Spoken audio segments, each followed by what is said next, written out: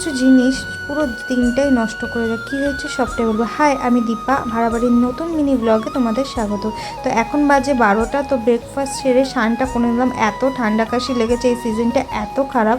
তো শুয়েছিলাম, তো বিছানাটা গুছানো হয়নি, তো বিছানাটা গুছিয়ে নিলাম স্নান করে এসে। এবার চলো নাইটিটা মেলে নিই। দেখো মা কত সুন্দর ভিন্ডি তুলে এনেছে, এটা কিন্তু একদম অর্গ্যানিক। তো এখানে মা ডাল বসিয়েছে, তো আমি একটু ডালটা দেখছিলাম, রান্নাঘরটাও পরিষ্কার করে দিচ্ছিলাম।